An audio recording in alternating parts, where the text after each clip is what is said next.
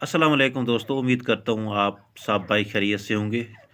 मैं हूँ आपका दोस्त तारिक हुसैन और आप देख रहे हैं मेरा यूट्यूब चैनल तारिक अंगरा, जिस पर मैं आप लोगों को तीतर के मुतालिक मुफीद वीडियो दिखाता रहता हूँ। दोस्तों, पिछली वीडियो में मैंने आप लोगों को बताया था कि तीतर मादा 3-4 अंडे देने के बाद रुक जाती है। क्यों रुक जाती है? तो उसमें शायद कुछ एक आधे भाई ने मुझे टोका भी था, लेकिन शायद उसने मेरी पूरी बात नहीं समझी। तो आज की वीडियो में मैं आप लोगों को बताऊंगा कि भाई जो अंडे बच जाते हैं, तीतर मादा अंडे 3-4 अंडे दे के रुक जाती है, कुड़क भी नहीं बैठती।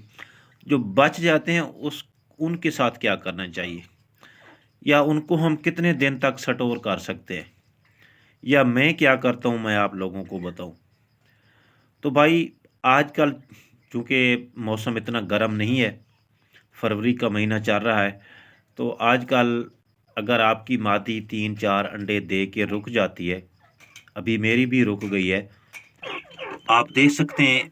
ये मेरी मादा ने 3 अंडे दिए, उसके बाद रुक गई। ये पेयर है, तो ये रुक गई है। तो इसने अंडे दिए थे इधर कोने में, तो फिर मैंने अंडों को थोड़ा साइड पे करके उसके ऊपर पिंजरा डाल दिया, ताकि तीतर इन अंडों के साथ छेड़छाड़ ना करें।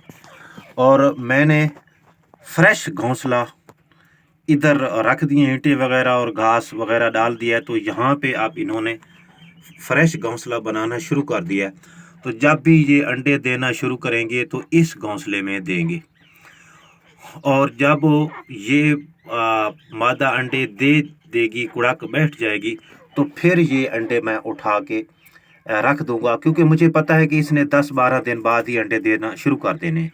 3-4 दिन हो गए हैं इसने अंडे नहीं दिए, तो ज़्यादा से ज़्यादा जो वक्फा करेगी वो 12 दिन का ही करेगी। तो उसके बाद जब ये अंडे कुड़क बैठेगी, तो मैं यहाँ पे सारे जो ये अंडे हैं वो ये भी उठा के इधर रख दूंगा। तो फिर मादा जो है इसके ऊपर बैठ जाएगी। अब दूसरी चीज़, अब ये देखें, ये मुर्गी हैं, इसकी भी मैं बताता हूँ आपको को ये किस लिए है। काफ़ी अर्सा पहले मैंने एक वीडियो अपलोड की थी, उसमें ये बच्चे थे छोटे छोटे, तो उनके साथ एक मुर्गी घूम रही थी, और मैंने आप लोगों को बताया था कि इस मुर्गी जो है, ये मुर्गी मुझे क्या काम देगी ब्रीडिंग सीज़न में। तो वो मुर्गी जो है अब अंडे दे के कुड़क बैठ चुकी है। जो इनकी माँ है वो अंडे दे के कुड़क बैठ चुकी है। तो जो अगर गर्मी आ जाती हैं, मतलब अभी तो सर्दियाँ, इतना ज़्यादा मौसम इतना गर्म नहीं है कि अंडे जल्दी ख़राब हो जाएं। तो अभी तो मैं कोशिश करूंगा कि मादा के 10-12 दिन इंतज़ार करूंगा।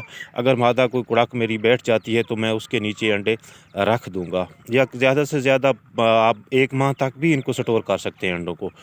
तो 1 माह तक अगर वो कुड़ाक बैठ जाती है तो मैं अंडे रख दूंगा। अगर मुझे लगता है कि मादा ने 10 दिन तक अंडे देना शुरू नहीं किए, तो फिर जो है वो अंडे में उठा के उस मुर्गी के नीचे रख दूंगा, और वहाँ से बच्चे निकल आएंगे।